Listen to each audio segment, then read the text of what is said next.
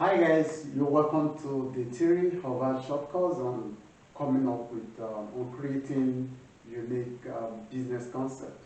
So today we shall be talking about business area which you can exploit. As you well know, in the first and second days, we talked about generally about the GR approach towards coming up with a new business and how best you can penetrate existing industry and be able to get your foot on ground within such industry. So today we shall be talking about business areas which you can always exploit in details and see how best you can get your foot on ground in any of those industries. There are various industries which you can actually exploit, and first of it has to do with retailer.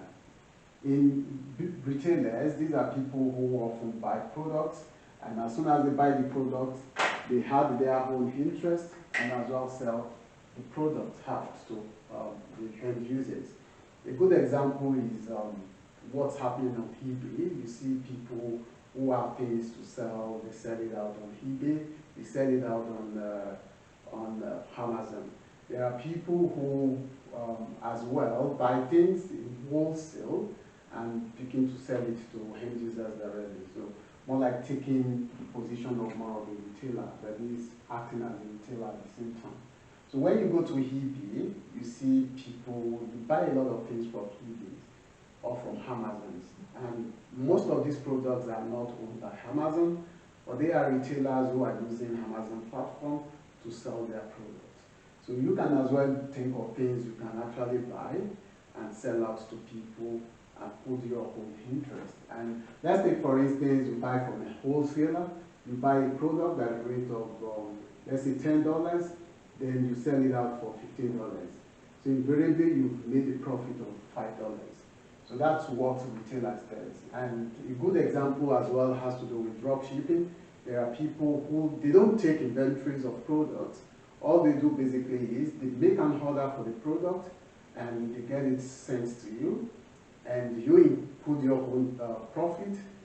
I mean, you request for a product from an wholesaler, and you tell the wholesaler to ship the products directly to this address, and they ship it to the address, then the wholesaler would actually give you your own profit and take their own money.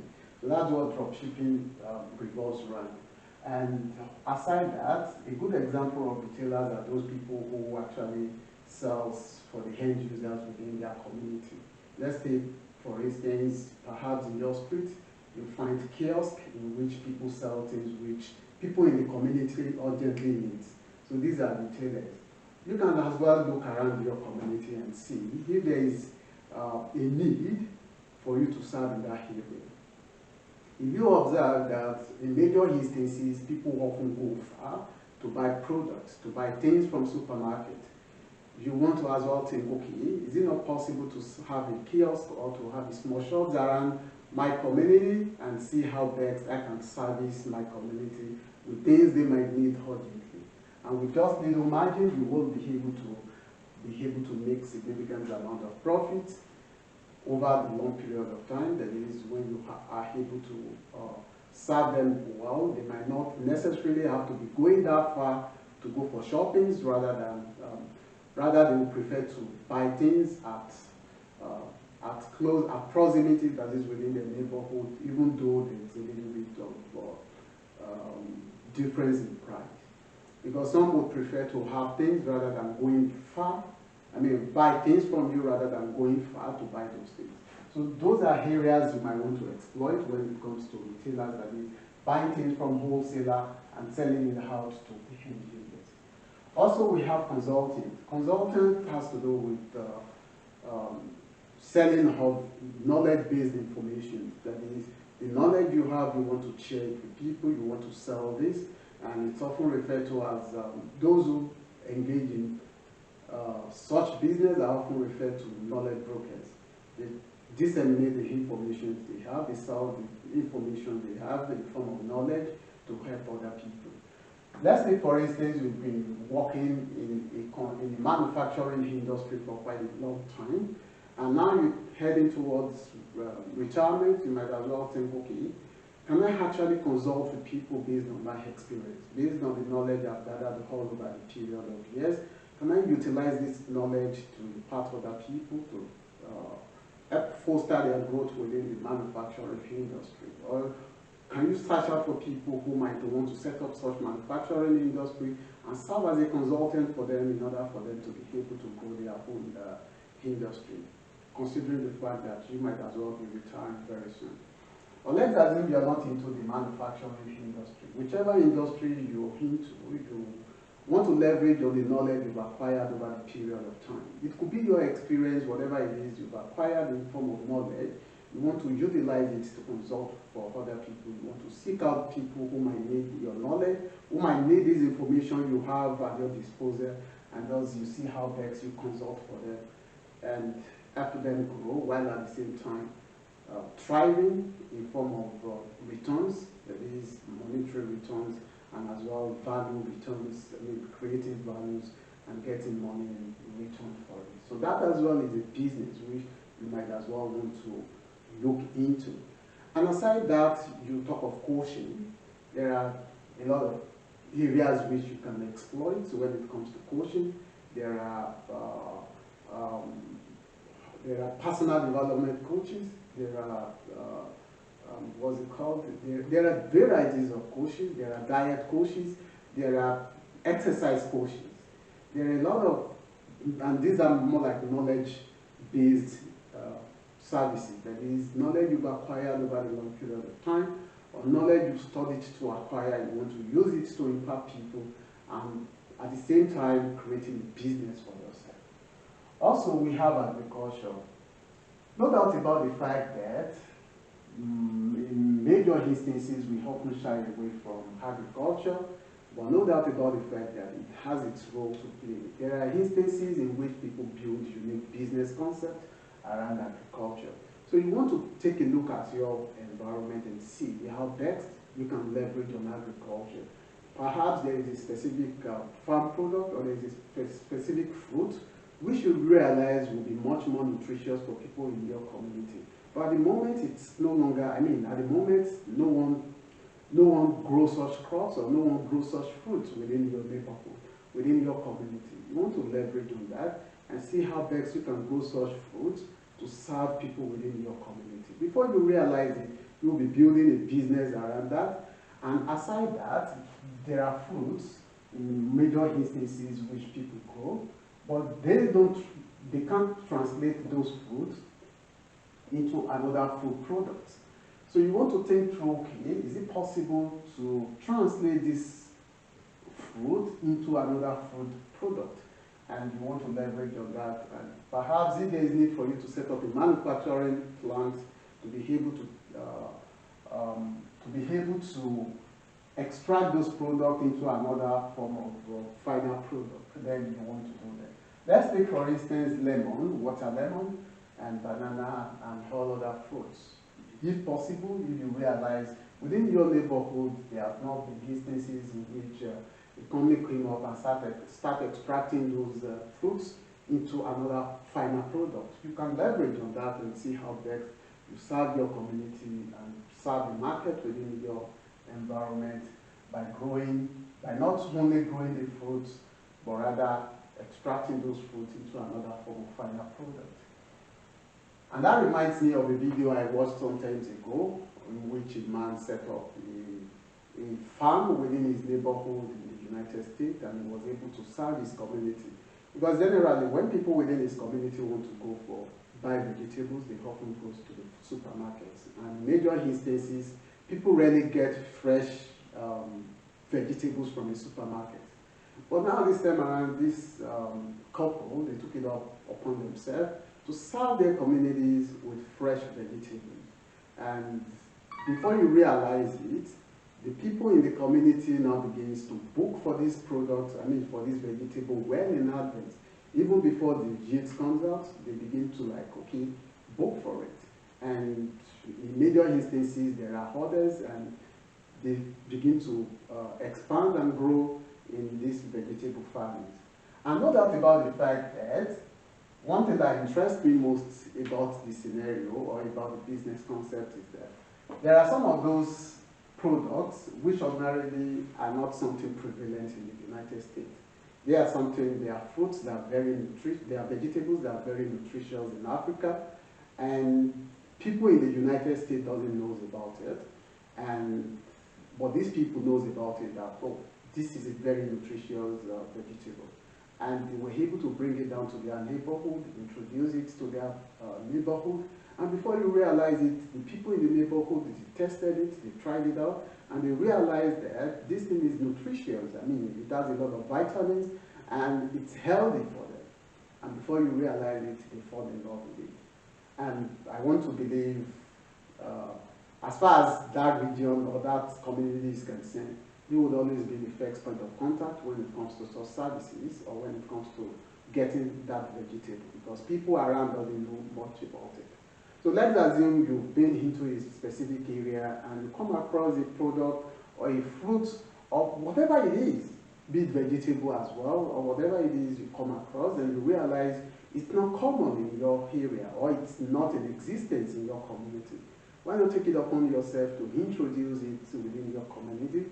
And before you realize it, you're creating a business for yourself.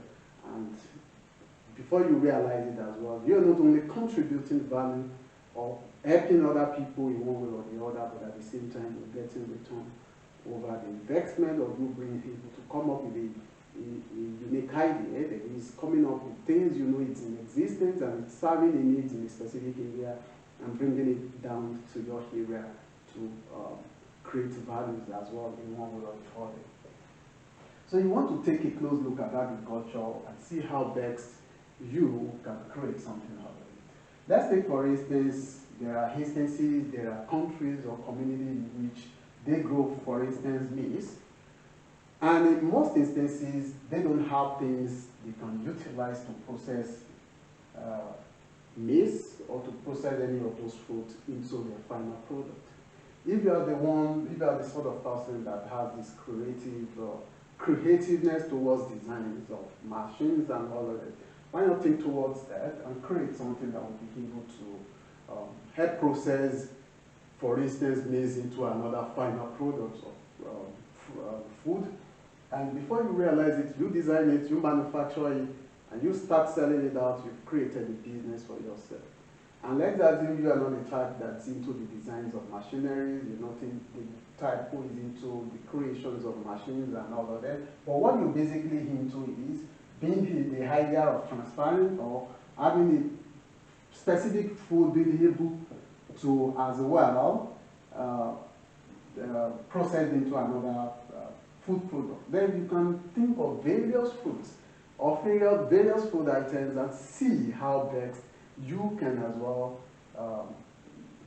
take any of those products and see how you can process it into another food item for people within your community. And before you realize it, you will be scaling your business and as well be able to contribute to people's generally, not only on a lower scale, but as well on a larger scale. Now let's talk about web services. There are services which you render or which people can always render, but in most instances they shy away from it. And some shies away from it and some often don't pay attention to it. And don't be surprised that today most of the businesses that are thriving, most especially in relation to non-organic services, they are usually things which you can actually think towards as well and render in form of service. Let's take, for instance, Amazon is a web service. It's a web service company, sort of, that is, it's rendering service based on web applications, that is web platform. And what does Amazon do? Amazon sells anything sellable.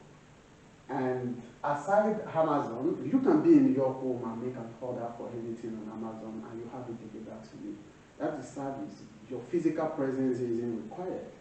That's why I refer to it as non-organic services. Let's take Amazon aside. Let's look into Uber.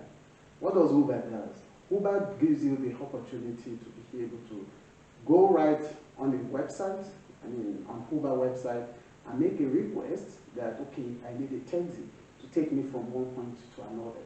That's a web service. So you want to think of perhaps any business concept which perhaps might not be web-based at the moment, and see how best you can take those business into web-based. Take for instance, Amazon was selling book earlier. Prior to the existence of Amazon, there has always been bookstores around. But Amazon was able to think, okay, I need to be able to take this idea to a web platform. That is, people should be able to make an order for a book and have those books shipped to them without having to go to bookstores to go and search for those books and make an order, and buy those books. So invariably, it took up the responsibility, the service of those who might have to go to bookstores and begin to render their services for them on web, based on web applications. So you might as well think of business that in existence within your community, within your country, which is not web-based at the moment, and see how far you can translate those business into a web-based business and begin to generate returns for yourself, and as well be able to create values for people within your community. Also, you talk of HOTO. I earlier on mentioned HOTO in my previous classes, in the previous lectures. What does HOTO does? HOTO gives you the opportunity to buy a specific product and pay over a period of time. HOTO is invariably giving you a purchasing power. So what you want to do is, you want to see some of those services out there which are not web-based at the moment, and see how best you can make it a web-based, and at the same time give people purchasing power. Aside from HOTO, we also have some property websites like Airbnb, which I mentioned earlier. Before, when you want to search for an apartment, you might have to go to a specific city, you might have to go to a specific town where you want to relocate to, look for agents within that community and tell them, oh, please, I need an accommodation. I need a 3-bedroom flat, I need a 2-bedroom flat. Or perhaps you might have to go to an hotel and say, okay, I want a 2 days rent. I want a room in this hotel for 2 days. I want a room in this hotel for 3 days. I want a room in this hotel for 1 week. But that is no longer the case with the aid of Airbnb and other applications, web-based applications out there that are rendering these web services for people.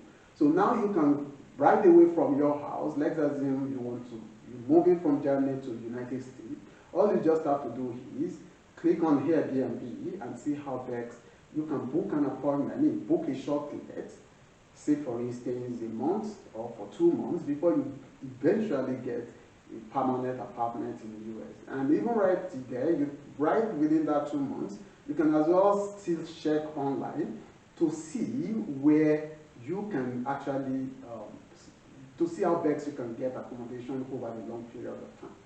And no doubt about the fact, on the Airbnb as well, you can as well book an apartment for long time periods without necessarily you having to go to an agent's office and say, okay, agent, please let me search for apartment. I want apartment of these descriptions or that description. No. So that's the importance of web-based applications. And you want to see how best you leverage on these web applications and see how best you can utilize it to your own advantage. Also, prior to the existence of a lot of web platforms that gives opportunity for people to book flights. Before, when people want to travel, they just go to a traveling agency and said, okay, look, I want to have a trip, and I would need you to help me search for a suitable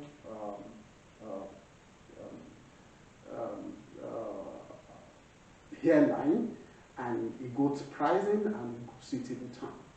So those people would just go ahead and they render the service and pay for the consultancy. But now there are a lot of applications, web-based applications out there that gives people the opportunity to book flights without necessarily having, without the need for you to go to any agents to book a flight for you. So you want to think about those services which are organic based and which are not web based at the moment, and see how best you can transfer them into a web-based services, and before you realize it, you're solving a secret and you're at the same time solving the problem simultaneously. And aside that, there are a lot of other business which you can examine in detail and see how best you take them to a web-based services and begin to generate income for yourself. And surprisingly, you realize that a lot of web-based applications or a lot of web-based services gives a lot of return when in comparisons to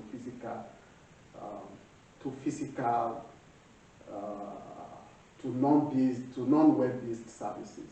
So you want to see how best you contribute, you come up with a unique business idea and see how you can utilize it to contribute to your community and contribute to the society positively. Also, we have services which are organic services. And these are services ordinarily which as well contribute values to people, but they are not web-based. Let's take, for instance, horticulture.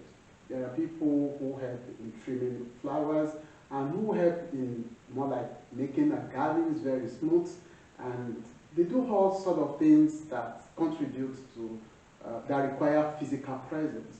And so those are organic services. And so you want to see how best you leverage on some of those organic services and come up with a unique idea and be able to utilize it to solve problems or to solve needs and contribute positively to the society or to your community, while at the same time creating a business for yourself at the same time. And also we have laundry, those who in major instances takes up clothes, they dry clean the cloth, they give it back to you, they get their return. There are machines that does that, they have all the needed equipment, so they're rendering services, but they are not web-based services. And before you realize it, a lot of people have been able to come up with, generate good returns from that as well. Also, there are a lot of craftsmanship which as well, generally the craftsmanships, they as well render services. Those are not web-based services, they are more of an organic services. And they as well are contributing to value, that is, they're solving a problem, and at the same time getting money from the business in which they are actually doing. And those who as well book holidays, there are instances in which people go ahead and book holidays. They go to people who are in charge of holidays, they go to their office, they tell them, okay, I want to go to so country for holiday, help me book, let me make arrangement for that. And those ones will be able to book not only the flight, but as well they will be able to book accommodations where the person is going, and they as well will be able to arrange for someone on ground who will take the person on tour and they charge for it. So these are services in which can be done in form of organic services. Though surprisingly, not surprisingly these days, some of those business concepts as well are web-based, which you can actually arrange right away from your own room and as well begin to sort out well after the holiday. Transportation is another area which you might want to exploit in details. If you're interested in the transport business, you could as well get vehicles to convey people from one city to another. There are people who involved in the inter-country business, that is transport business. And as well, there are people who only involved with transport within their neighborhood, like having a taxi car they utilize to service people in their community. That reminds me, sometimes ago, I was going to a friend's place, and I realized there is one specific man who took people off from the train station and take them down to wherever it is they're going within the community. Because the community, the people in the community resides in where their places of residence are located is a little bit far from the train station. So in order for, and he realized there is a need. Because in major instances, when people come back from work, they wouldn't want to trek down into their places of residence. That is, it's not something so convenient for them. But He was able to spot that need, and he went ahead and leveraged on it. So as soon as the train is stopping, there are people who are ready to go into his car, and he took them up. He's able to generate returns from that. And as well, I give example of Uber here around. So that's a good example of transport business. You might as well get a vehicle and utilizes it for Uber. Or perhaps you might as well look into any area. Perhaps you want to go into airport shuttles, or perhaps you want to have a specific airline for yourself. These are businesses area which one could as well leverage into and go into in order to be able to contribute positively to the society and as well contribute to the community, while at the same time simultaneously creating job for other people. Real estate business as well is something you want to leverage on, because you realize that there are a lot of opportunities within the real estate business. Let's take, for instance, there are people who leverage on the platform of Airbnb, and what it does is they rent an apartment, let's say 3-bedroom flat, and they furnish it. As soon as they furnish it, they begin to let it out on the short term. Let's take, for instance, at the end of the month, or let's take, for instance, the person is paying €500 for that apartment on a monthly basis. But now he's been able to furnish it, and he's able to let it out to people. Don't be surprised that some of these people might eventually make up 1,000 at the end of the month, most especially if such flat is in a community where people need, if such flat is in a busy community and in which people comes into that community regularly.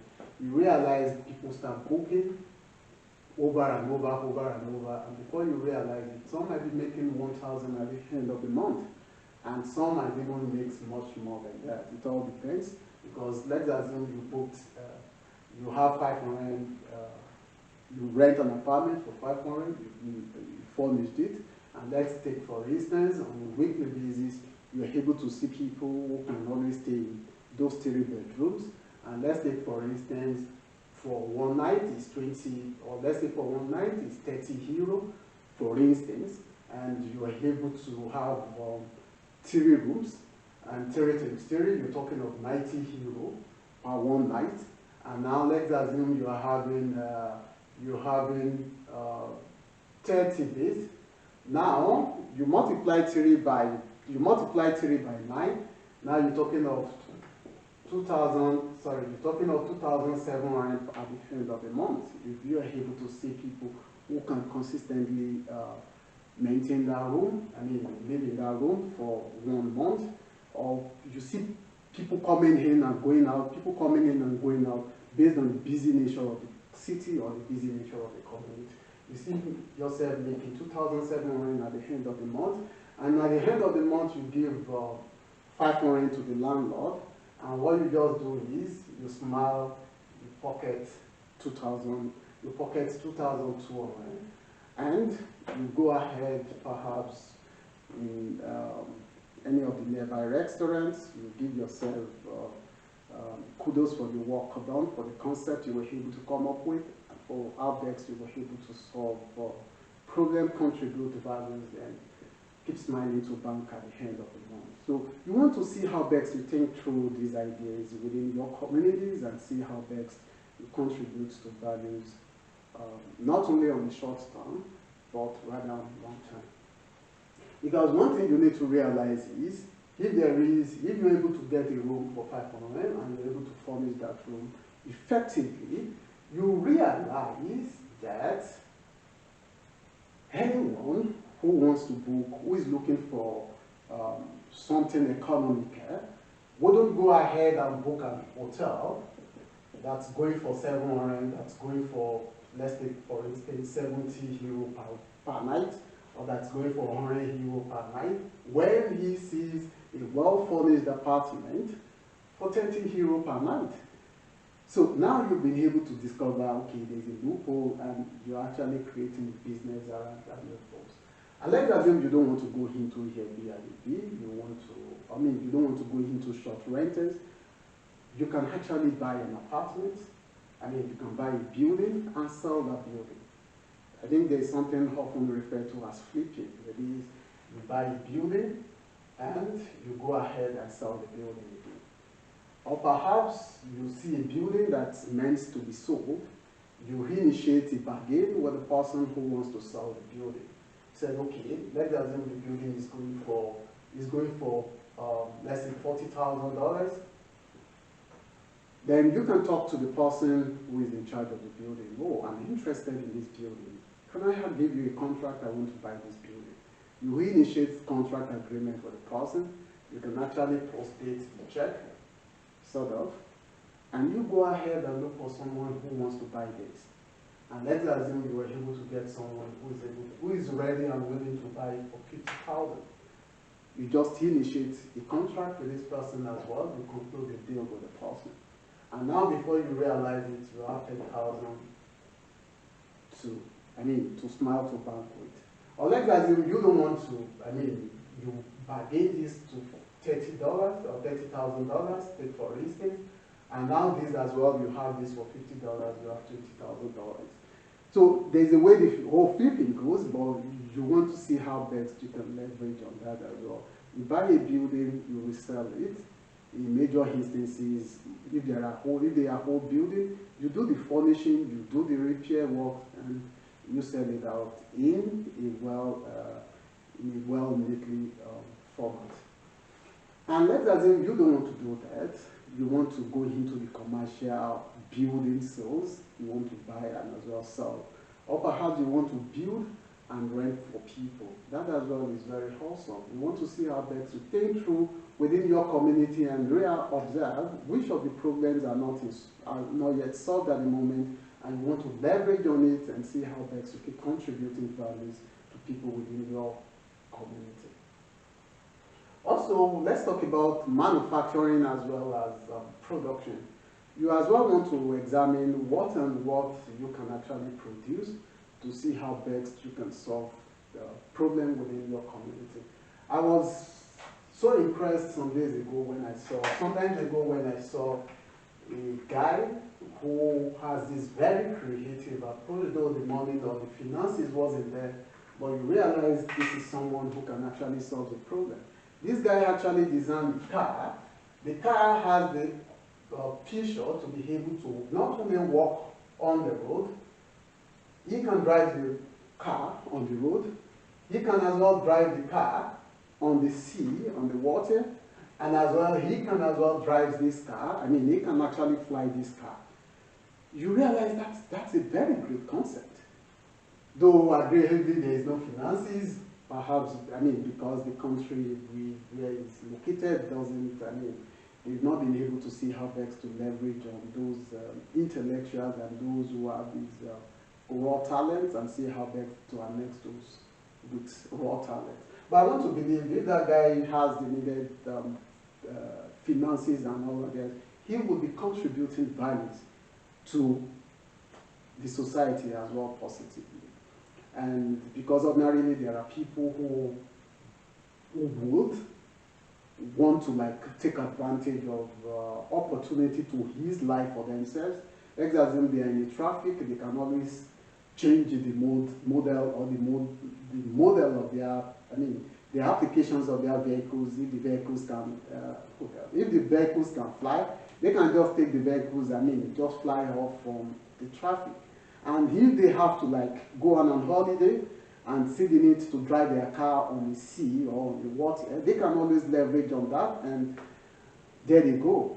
And I also see a guy sometimes ago who designs a generator that doesn't have to, consume fuel, but rather consumes water. So the generator works on water. So these are great concepts and raw concepts in which ordinarily, I believe, to those ones, if they have the opportunities, they will be able to define and contribute positively to the society. So it's all about identifying the needs within your society, identifying the needs within your community. Take, for instance, the guy that I said builds a car. that's able to drive on the road, that's able to fly, and it's able to walk on water. I mean, more like serve the purpose of the ship, or I mean, not flying boats, sort of. You realize he observed, okay, there is a problem.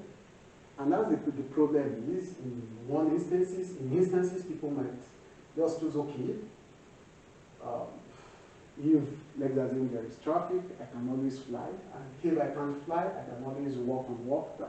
And is able to build a unique business around it. And the same person who realized, okay, people actually don't like the impact of exhaust coming from generator on the atmosphere. Says, okay, how best can I go about it? Let me utilize this water to be able to power this generator. And he's able to design the generators that uses power, that uses water. And you as a person, you might want to know, okay, let's assume there is a fruit within your community and needs to be processed into another final product. But there is no manufacturing company that can actually do that. You can as well take it upon yourself and see how best you can set up a manufacturing or a production line or a production plant to be able to solve that problem. So it's all about seeing how best or which of the industries you would like to leverage into, and as well be able to penetrate into those industries by learning about those companies or by learning about those industries and be able to leverage on it on a larger scale and be able to penetrate industries. If you're able to utilize the GR approach, which I've mentioned in the first 2 days of this course, no doubt about the fact that it would help you a lot in order to get to know much about the industry you want to go into and be able to penetrate into the industry successfully without any form of hindrance. It as well reminds me of an article on LinkedIn, which I was reading some time ago. It has to do with someone producing, I think it's more of a washing machine, but it's with a unique concept. And I think I've actually forgotten the details of it. But the most interesting part is, before the first productions of that equipment was out, people had already been booked for, people already ordered for it. So prior to the manufacturing, people has begun to order for it. And you realize such concept will be able to thrive over the long period of time because it's kind of an innovative concept. It is concept coming from 0 to 1. So that's why when you're coming up with a business, you want to ask yourself, what sort of business are you coming up with? Are you coming up with a business that's contributing towards the vertical progression, or you're coming up with a business that's contributing to the horizontal progression? This is what I mean. If your concept is new entirely, then invariably you might become, you will be, rest assured, you're coming from 0 to 1. And most especially if the market is ready or the market is right for your business, you'll be able to thrive on a larger scale. But if the market is not right, then that would be another hill. But if the market is right and the concept is great and you have all it is to thrive, that is the right teams and all of that, your business will be thriving over the long period of time. So you want to ask yourself, take for instance the guy who manufactures the auto that's able to serve utility purpose. No doubt about the fact that he's coming up with a unique concept that will be able to thrive over the long period of time. That is a good idea that's coming from 0 to 1. And the same thing applicable to this person that has this unique machine built and people begins to order for it. And no doubt about the fact that's an idea that is coming from 0 to 1. The Airbnb, when it came into existence, it was an idea that was coming from 0 to 1. So you realize those innovative concepts will be able to thrive over the long period of time. But now let's assume, okay, you want to, your own business isn't something that's coming from 0 to 1. Let's say it's something that's coming from 1 to n. That is, those businesses that are in existence, but at least you want to get yourself engaged in it. You as well want to, like, okay, be rest assured, ascertain within yourself where you belong. that is, you belong to the horizontal progression. These businesses are in existence and you want to join the crew. And in joining the crew, you want to come up with something unique in such a way that would help you to thrive as well. Because if there are existing industries, there are existing business models, and you just go into the same industry, with the same business model, with the same mindset, you might not be able to thrive. That's why it's important to use the GI approach, which entails learning about the industry and as well be able to come up with a unique business model. So you want to ask yourself, like someone who rents an apartment for 3 bedrooms, and as well be able to let out those apartments one after the other. No doubt about the fact that that's not an idea that's coming from 0 to 1, but rather an idea that's coming from 1 to 10. So you want to identify where you belong within this region. There is either the vertical progression or the horizontal progression. And if your business model revolves around the horizontal progressions, you want to as well keep thinking and see how best you can find yourself in the vertical progression. And even if you're in the horizontal progression, you want to see how best you make yourself distinct in such a way that you won't be able to thrive over the long period of time. Because to be honest with you, there are a lot of entrepreneurs out there, they only survive. They are not thriving. It is only the innovative entrepreneurs that thrive. All other entrepreneurs, in major instances, they survive. So you want to see how best you thrive or you create a specific concept for yourself, a specific model that would allow you to thrive over a long period of time. Having said that, no doubt about the fact that when coming up with a business idea, there are some important questions you need to ask yourself. And these are what I refer to as business hierarchical questions. And these questions are actually important. And the first of it is, this idea, this concept, will it be able to break through into the market? Take for instance, someone who wants to set up an automobile industry. And is going into the same industry where we have Volkswagen, where we have Toyota, where we have General Motors, where we have Hyundai, where we have Audi, and where we have a lot of brands in existence. And if he's going there to set up something similar, no doubt about the fact that if the person doesn't come up with a unique concept, he or she might not be able to thrive both at the immediate and as well over the long period of time. And that's why Elon Musk was able to thrive, because he came up with a unique business concept. Let's assume his concept isn't unique, you realize he wouldn't have been able to thrive within the automobile industry. So you want to examine yourself and see how best you want to thrive. Let's take for instance the guy who designs this automobile that's able to serve three purposes. If he's able to come up with something unique, for the fact that he's able to come up with something unique, if he set up his manufacturing plant today, he gets the right investment, he sets up the manufacturing plant, and begin to roll out vehicles that's able to serve these three purposes, no doubt about the fact that he will be able to thrive over the long period of time, because he's coming up with an innovative concept that is from 0 to 1. So you want to ask yourself, my business concept will be able to thrive over the long period of time? And if it's not able to thrive over the long period of time, you want to examine yourself honestly in relation to this business concept and ask yourself, how long will this concept be able, how long will this concept be able to thrive for? And see how best you position yourself strategically within the market space so that you will be able to contribute value, and as much as it's possible, you will be able to innovate your existing model into something that will be able to sustain, that will be sustainable over the long period of time. Another question you want to ask yourself is if the market is right for your business now. If the market is not right, you might have to do a little bit of some other stuff, depending when the market is right. But when your business concept is right for the market, when the market is right for your business model, you don't have to give yourself much of a headache, because if the market is ready to accept your idea, your concept, forget it. Every other thing will just be more of smooth sailing most especially if you have the needed, if you put the needed organizational policies in place, and as well you're able to put your technological tools as well in the right perspective, that is, you're able to set up the right technology to be able to produce something effective, then you realize you won't be able to thrive. And another question you want to ask yourself is, will I be able to monopolize the market? Like, take for instance, Elon Musk was able to monopolize the market.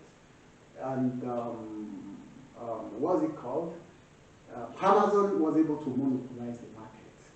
The online market space, because their concept was very unique.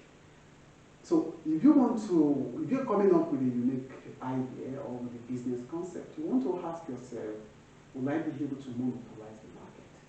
You're monopolizing the market in such a way that even when competitors are springing up, before they get to you, you're already ahead of them. That's where the monopoly of market, that's what the monopoly of market is all about. Not in instances when you set up a business concept today, people try to imitate you, and within 2-3 years, they have to grow you. No. You should be able to ask yourself, will I be able to dominate this market within the next 20 years, within the next 30 years, within the next 10 years? So that's where the questions related to monopoly comes in. And then you see how best to keep making progress and keep contributing value to your customers. And you want to have 10-year projections. In the next 10 years, what would my business concept look like? What would my business model look like? How would my business be within the industry space? Would my